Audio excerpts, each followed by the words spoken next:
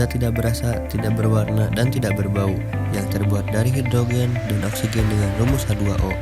Air merupakan sumber daya alam yang dapat diperbaharui, karena air merupakan kebutuhan pokok dan sangat penting untuk pelaksanaan berbagai fungsi fisiologis tubuh. Planet Bumi memiliki sumber air yang sangat luas, namun hanya 2,8% dari seluruh air di bumi yang merupakan air tawar. Selebihnya adalah air asin yang sulit digunakan. Air merupakan sumber daya alam strategis yang sangat penting bagi makhluk hidup dan negara di seluruh dunia. Ketersediaan sumber daya air yang baik dan cukup mendukung pertumbuhan dan kemakmuran negara. Karena itu, air memegang peranan penting dalam berbagai aspek kehidupan, yaitu sebagai pendukung kelangsungan hidup dan sebagai pendukung pertumbuhan, ekonomi, militer, dan pertahanan negara. Satu hal ini seringkali menempatkan ketersediaan sumber air dalam agenda politik pemerintah, menyelaraskannya dengan kepentingan nasional, tergantung pada pasokan air bersama-sama keamanan nasional negara tersebut. Salah satu solusi untuk membuat ketersediaan air untuk menunjang pertumbuhan dan kesejahteraan yang sangat penting untuk keberlangsungan makhluk hidup, yaitu dengan mempertahankan ketahanan air. Ketahanan air adalah kemampuan suatu masyarakat untuk memenuhi kebutuhan airnya secara berkelanjutan, di mana baik dalam jumlah yang cukup maupun kualitas yang dapat diterima. Pemenuhan kebutuhan air ditujukan untuk kelangsungan kehidupan, kesejahteraan manusia, pembangunan sosial ekonomi, dan juga adanya jaminan perlindungan dari pencemaran air, bencana terkait air, dan juga perlindungan ekosistem dalam suasana yang damai dalam situasi politik yang stabil. Secara umum, ketahanan air dapat dibagi menjadi 5 faktor. Yang pertama ada ketahanan air rumah tangga, yang kedua ada ketahanan air ekonomi, yang ketiga ada ketahanan air perkotaan, yang keempat ada ketahanan air lingkungan, dan yang kelima ada ketahanan air terhadap bahaya. Pemenuhan kebutuhan air irigasi termasuk dalam ketahanan air ekonomi, yaitu di mana air untuk menopang pertumbuhan produksi pangan, industri, dan juga energi. Ada beberapa faktor dan indikator ketahanan air irigasi yang dapat dikembangkan. Yang pertama ada potensi ketersediaan air dalam kapasitas yang terpasang, yang kedua ada produksi per kapita, yang ketiga ada produktivitas pertanian, dan yang keempat ada rasio air yang nantinya akan digunakan sesuai dengan total kebutuhan air. Salah satu contoh ketahanan air yaitu Bendungan Sadawarna. Bendungan Sadawarna dibangun untuk memasok air baku sekitar 4,50 meter kubik per detik untuk kawasan pelabuhan Patimban dan Pantura Jabar, khususnya Kabupaten Subang, Indramayu, dan Sumedang. Bendungan Sadawarna membendung daerah aliran sungai Cipunagara yang memiliki panjang sekitar 137 km, mengalir dari Gunung Bukit Tunggul di Pegunungan Bandung Utara dan bermuara ke Laut Jawa, tepatnya di wilayah utara Jawa Barat. Dengan luas genangan sekitar 720 hektar, bendungan ini berpotensi mereduksi banjir di 3 kabupaten yang dilalui das Cipunagara, yakni Subang, Sumedang, dan Indramayu, sebesar 26,90 meter kubik per detik. Bendungan Sadawarna merupakan salah satu program strategis nasional di bidang sumber daya air untuk mewujudkan ketahanan air dan pangan nasional. Dan bendungan ini juga mampu menampung sekitar 44,61 juta meter kubik untuk mensuplai irigasi seluas 4.500 hektar di Kabupaten Subang dan Indramayu. Diharapkan suplai air irigasi dari Bendungan Sadawarna dapat membantu petani meningkatkan intensitas tanamannya jika dibandingkan dengan metode tanda hujan yang hanya 1 kali dalam setahun. Bendungan yang didesain setinggi 36 meter, lebar 10 meter, dan panjang 929 meter ini juga berpotensi menjadi sumber pembangkit listrik sebesar 2 MW. Prinsip-prinsip infrastruktur berbasis lingkungan dan berkelanjutan diterapkan pada pembangunan Bendungan Sadawarna, mulai dari tahap survei, investigasi, desain, pembebasan tanah, konstruksi, hingga operasi dan pemeliharaan.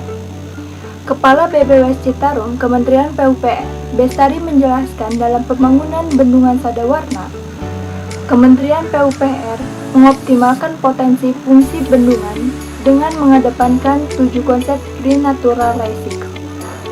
Bestari menjelaskan, selama tahap konstruksi, Bendungan Sadawarna memiliki laboratorium mekanika tanah dan geoteknik secara mandiri sehingga mengurangi waktu pengetesan laboratorium.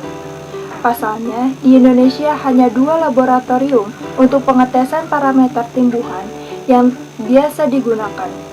Bendungan Sadawarna akan dioptimalkan fungsinya sebagai sumber pembangkit listrik tenaga surya, sehingga tidak hanya memiliki manfaat ketahanan pangan, tetapi juga kemandirian energi untuk operasional. Bendungan yang telah selesai konstruksi dihitung dengan asumsi maksimal luas genangan bendungan yang dapat digunakan untuk PLTS adalah 5% dan 1 hektar dapat menghasilkan potensi listrik sebesar 1 MW. Lokasi yang digenangi akan dikaji dan dipilih lokasinya. Saat ini tengah dihitung kebutuhan solar cell-nya. Kebetulan untuk pemanfaatan saat ini sehingga suplai operasional sekitar 70.000 watt, tetapi ke depan tidak hanya internal maupun juga eksternal, ujarnya dalam keterangan resminya. Menteri PUPR Basuki Hadimuljono mengatakan pembangunan infrastruktur berbasis lingkungan dan berkelanjutan sejalan dengan komitmen pemerintah Indonesia dalam mengedepankan isu lingkungan dan perubahan iklim. Pembangunan infrastruktur yang ramah lingkungan terus didorong guna menciptakan nilai tambah dan membangun berkelanjutan sehingga manfaat infrastruktur dapat dirasakan generasi mendatang dalam upaya meminimalkan dampak negatif pembangunan infrastruktur terhadap lingkungan. Harus diperhitungkan secara cermat dan daya dukung lingkungan serta mengoptimalkan pengembangan seluruh potensi wilayah yang tersedia seperti bagaimana memanfaatkan materi lokal sehingga dapat mengurangi konsumsi karbon. Bendungan Sadawarna dibangun sejak dimulainya kontrak pada November 2018 dengan total biaya APBN sebesar 2 triliun dengan kapasitas tampung efektif 41,3 juta meter kubik. Bendungan ini berpotensi mereduksi banjir debit kala ulang Q25 sebesar 535 meter kubik per detik menjadi 202 meter kubik per detik yang dilalui Das Cipunagara dengan tampungan banjir 26,9 juta meter kubik.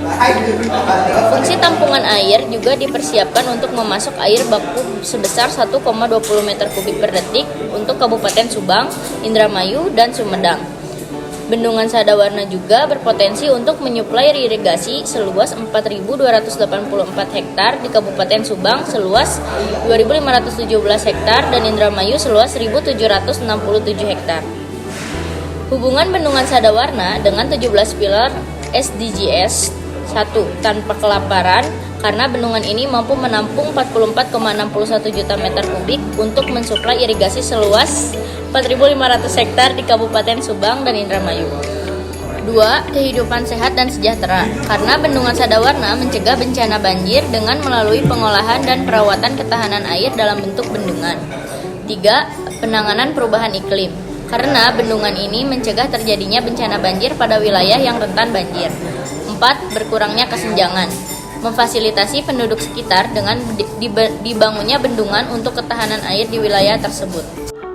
Kesimpulannya ialah ketahanan air merupakan konsep lebih luas daripada kesediaan air, upaya mendapat air, keamanan dari daya rusak, dan penyediaan air yang berkelanjutan. Semua itu adalah konsep yang harus terus-menerus dilakukan, sehingga tidak terpaku pada potensi ketersediaan air saja. Pada saat ini, di Indonesia sudah banyak dibangun bendungan-bendungan dengan konsep ketahanan air. Salah satunya yaitu Bendungan Sadawarna. Karena Bendungan Sadawarna mampu menyediakan air untuk kebutuhan petani dan masyarakat, juga mampu mereduksi potensi banjir di 3 kabupaten yang dilalui Das Cipunagara, yakni Subang, Sumedang, dan Indramayu.